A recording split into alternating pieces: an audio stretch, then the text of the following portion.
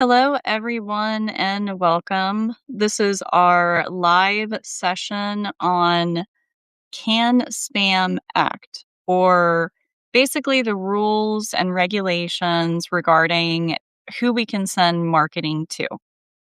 So, yesterday I did for the Sharp Marketing Mastermind a session on list building and what it means to grow a list and the kind of things that we should be sending them to increase the amount of referrals we get from people on our marketing list, people who already knew us.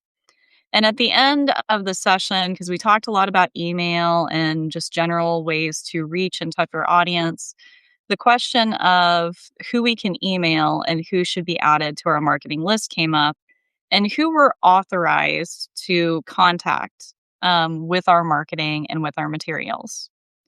Now, this is a topic that during the session yesterday, I was kind of flippant in my responses and basically said, yeah, we can email them. Yeah, it's not a big deal. Keep in mind, I'm a marketer, not a lawyer. And so ultimately, like, I'm more worried about how to be effective with our marketing. And a lot of attorneys and a lot of law firm marketers are also equally concerned with following the rules and making sure we're not violating some sort of guideline. And email marketing in particular falls in this weird, almost gray area where it doesn't feel like the rules regarding email marketing are talked about enough, and there's a lot of confusion there. And there's a lot of different layers of what you would call policing when it comes to email marketing. And I think a lot of times the big issue comes with conflating what our email service providers want versus what's actually required of us.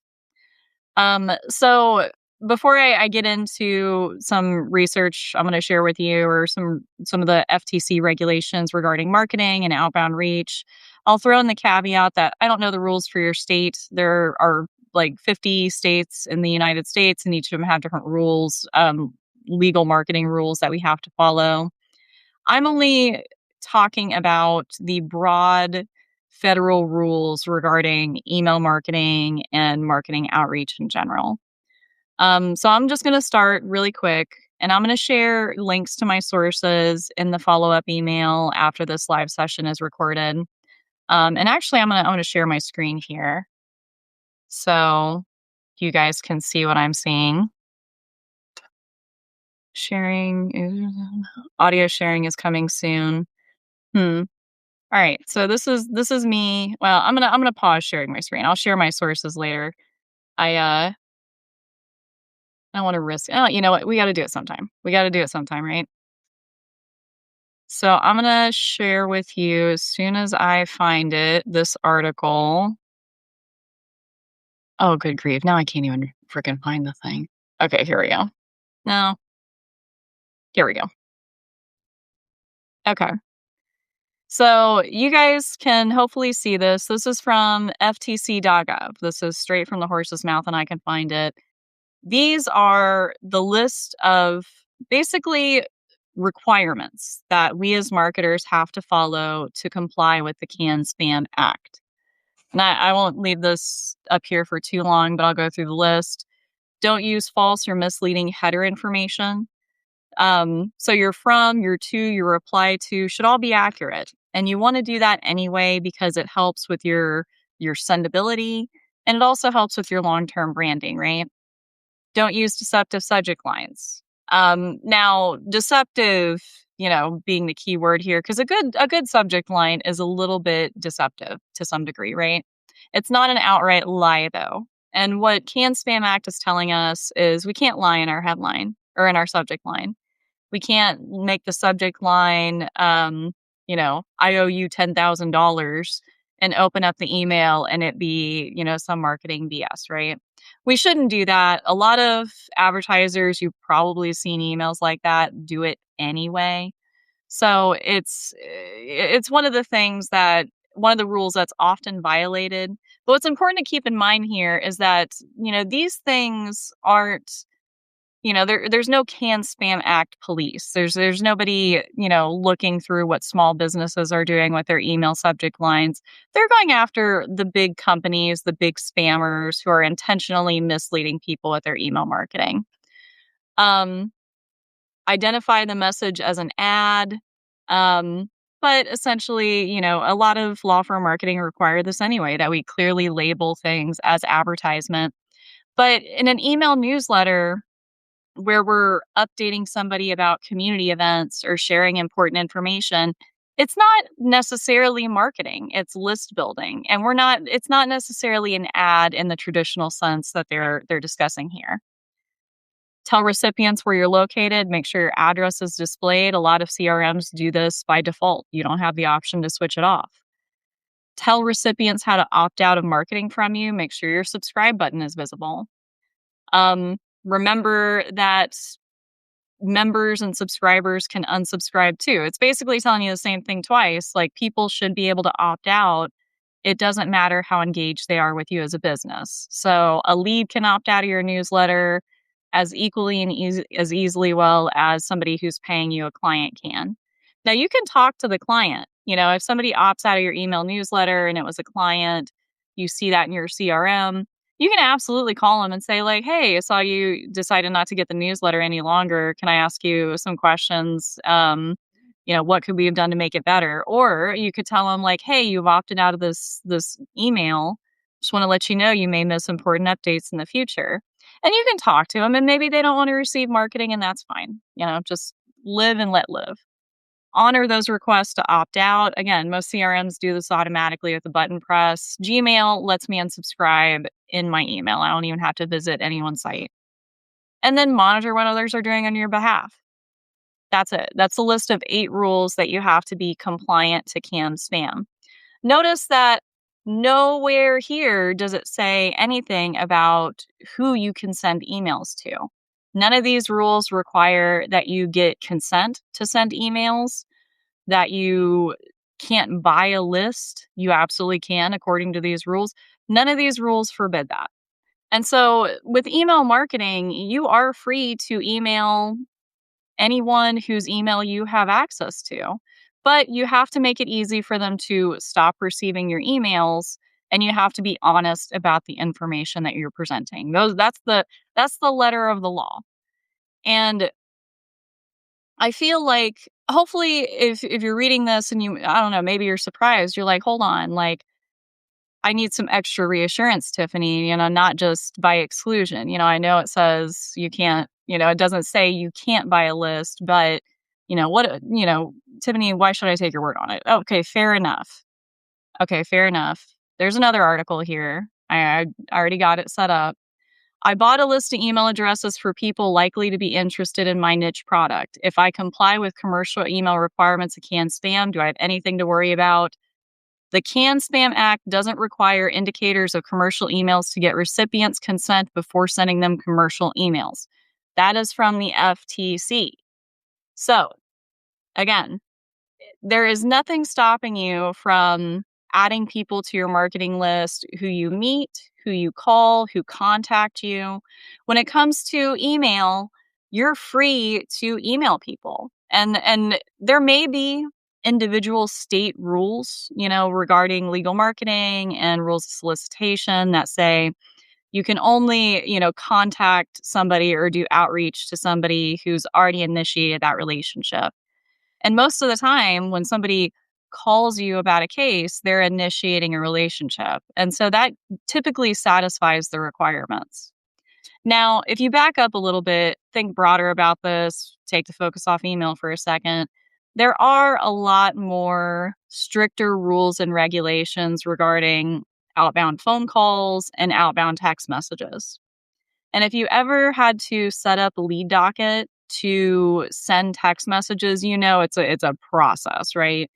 The lead docket has to send you the text that you have to put on your website. Your web vendor, your SEO company has to put it on the forms, on every form on your site. It has to be visible in your footer. You have to be able to go to the privacy policy page and read what essentially is a disclosure that says, by filling out this form, you are consenting to receive our text messages.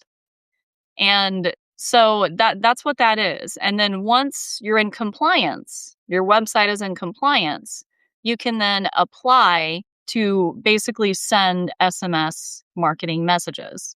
And you have to be approved by a regulatory body. I forget exactly the body name, but it's federally regulated. And once you get that permission, once you display that your site is in compliance and you completed the registration, you fill out all the information they need, boom, you can send text messages from Lead Docket. And you can do so specifically to people who've contacted you and who've initiated a relationship. And this is really, really important. And this is a hard lesson I have to teach some marketers who want to follow the rules. I feel like there are a lot of people out there who just have the best intentions. They don't want to do anything wrong, particularly in the marketing and the legal marketing space.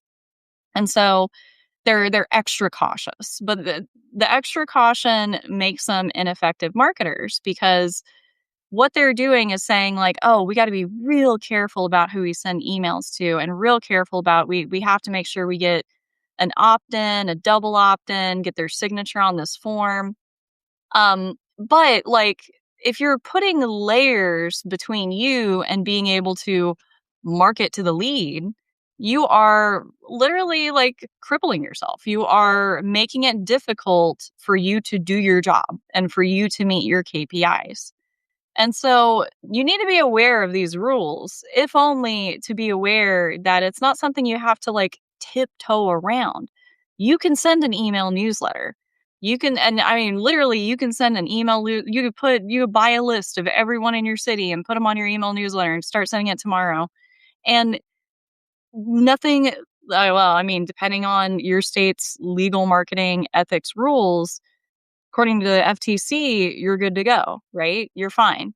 But here's why you may not want to do that. And here's the nuance. Here's the nuance here, right?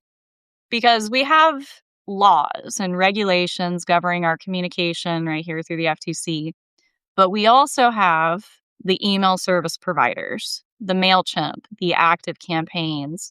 And then frankly, we just have the people we're emailing. And we want to, as marketers, give everyone a good experience with our content. I really hate spammers who like operate in the name of we're doing cold outreach and marketing. It's like, no, you're spamming a list, casting a wide net, and hoping that some people bite. And the rules of math, kind of marketing and math, kind of say you're going to net a few sales if you do a whole bunch of cold outreach, right? But we're not talking about that, right? We're talking about like email newsletters. We're talking about law firms. We're talking about nurturing referral relationships. And you don't do that by like spamming people into oblivion, right? But there's a difference between sending out, 25 unsolicited emails to a single person in 2 days and sending an informational, educational, entertaining newsletter once a week, twice a week, even every day. And really think about it like this, the frequency in which you can send and it be, good with your audience entirely hinges on how good your content is. There are some people who I get email newsletters from. I'd be happy if they emailed me twice a day, with the same level of content they're giving me once a week. But that's not realistic, right? To make good content, it takes time. Right. And so they email you once a week because that's all they can supply. I feel like I'm getting off track a little bit here. So let me wrangle it back in. But basically, you can email a list as much as you want if you're delivering on the promise of being a good marketer and giving them good content and entertaining them. And so when it comes to email service providers and your marketing list in general, no, you don't want to spam. Like you don't want to create a bad experience for somebody. You want to pay attention to your email marketing metrics, open rate, click rate, opt-in rate, opt-out rate, unsubscribe rate, all the rates. You want to catch all of those.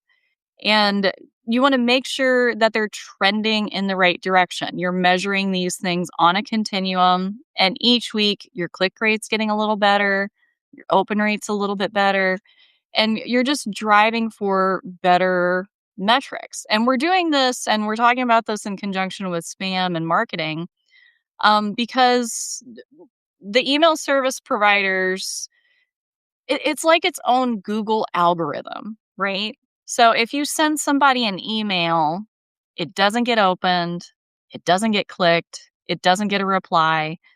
Google, which is Gmail, is huge. Outlook is also huge. All of these email service providers have their own algorithm for deciding how important an email is. And if you don't create this good experience where people open it, engage with it, reply to it, the algorithm learns that your email is not important. And so it gets pushed to promotions or spam. Your sender score, which is like your domain rating for your email, right? That slowly degrades because the email service providers say this person sends low quality content often and people don't react to it, so they don't love it. And it's not a question of do they hate it, it's a question of do they love it. And that's the big secret of marketing. If you make something bad, nobody's going to watch it. So, you don't have to worry about making things, make things, and if they're bad, nobody will see them and, the world moves on. But if people love them, everyone sees it. And so our aim in marketing isn't to make things that people don't hate. It's to make things that people love.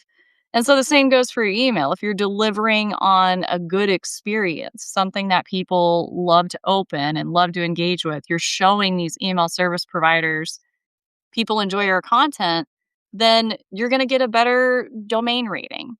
And then last thing I'll touch on, which is the question of double opt-in. Should we get double opt-in? Double opt-in is not required via the can spam rules. So that's not a rule. Like we don't have to get a double opt-in.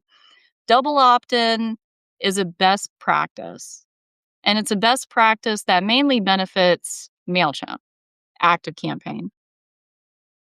And hold on. I gotta check my cameras. Hold on. Hold on one second, guys. I have to pause the live.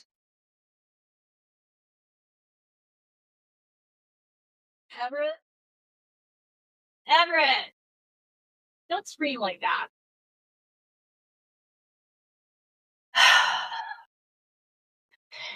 This is what happens when you work from home and your kids are screaming. It's ridiculous. Anyway, so ActiveCampaign, MailChimp, all of these email senders that we use and leverage, right? They want you to get double opt-ins because it's basically like a mechanically requiring the people who use their service to follow best practices. So if somebody double opts into an email, they're committed to open your email because they made a contact with you, they filled out a form, they did a call, they received an email that says, "Hey, would you like to see our marketing?" And then they clicked yes. I mean, that sounds really simple, but it's a big lift. Not many people are going to follow through with that. But if they do, they're really likely to engage with your email and interact with your email. And that helps MailChimp and ActiveCampaign and these other senders down the road because Gmail, Outlook basically learn to respect them. So they know MailChimp sends good emails and they're not spam. And so the double opt-in is more a requirement these companies put on the people who use their services, small businesses. So small businesses are following the best practices that will long term make the businesses look good, hurt their marketing a little bit in the process because you're getting double opt-ins and only reaching like about a quarter of the people you could potentially reach. So they're limiting your marketing, forcing you to follow a really narrow rule of best practices. Long term, it helps MailChimp and ActiveCampaign, but usually doesn't help the small business who's out there hustling and trying to get more referrals, right? So, that's why I tell people, I get double opt-ins from clients, because I want to make sure clients are committed to us. And we're more likely to get double opt-ins from clients because they are committed to us. They've signed the fee agreement. So I like to try to get double opt-ins from that group to really like secure them in the email list. But a double opt-in, particularly at the intake level, is not required. There's no rule requiring it. And I'm pretty sure I'd be really surprised to hear there's like bar rules regarding double opt-in. Because double opt-in, that's again like a mechanical, it's not written down in any kind of legal rule book that I can find, like regarding email marketing. Double opt-in is was put forth by these email service providers to force businesses to do something they should already be doing, but it's too much. It's too much of a lift for a small business to get a double opt-in for every single person. It's just unrealistic.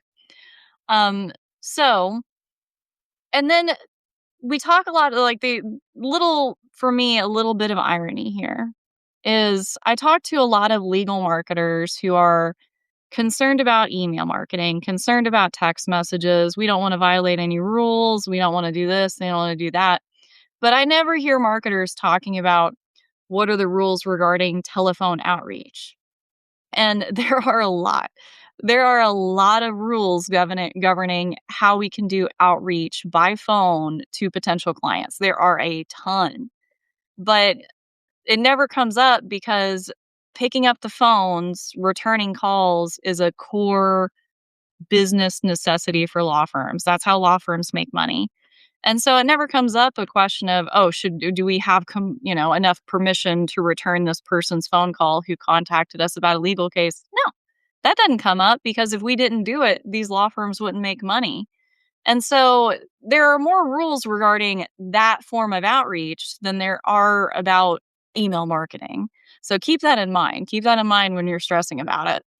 And with the rules, I can be a little flippant. I'm an outlaw, as I like to say. But so I there I'm not the type of person who's going to stress over, is my email newsletter compliant? I'm the type of person who's going to say, is my newsletter going to get the results that I want? Is it going to speak to people in a way that represents the brand well? Those are the questions we should be asking. Not necessarily like, how do we adhere the rules to the best? We don't need that. But we need to be asking, how do we be effective marketers? And be familiar with this stuff. I'm gonna provide you these links that I shared here in this live call. Look into the rules regarding phone call outreach as well. Just eye opening. It really is. And then don't stress as much. Send your email newsletter. Build your list. Add them to the marketing list, because unless there's a state or local legal marketing requirement that's 10 times more strict than what the federal government requires, you're fine. Don't stress it. So I hope you learned something today. Thank you so much. Next live session, I will schedule it and everyone will get an email when it's scheduled to go out. I'm kind of learning how to use this feature. If you have any comments or you want to ask me a question about anything you heard on this video, send me an email, leave a chat or a comment on the video, and I'll answer it. So thank you guys so much. Talk to you soon.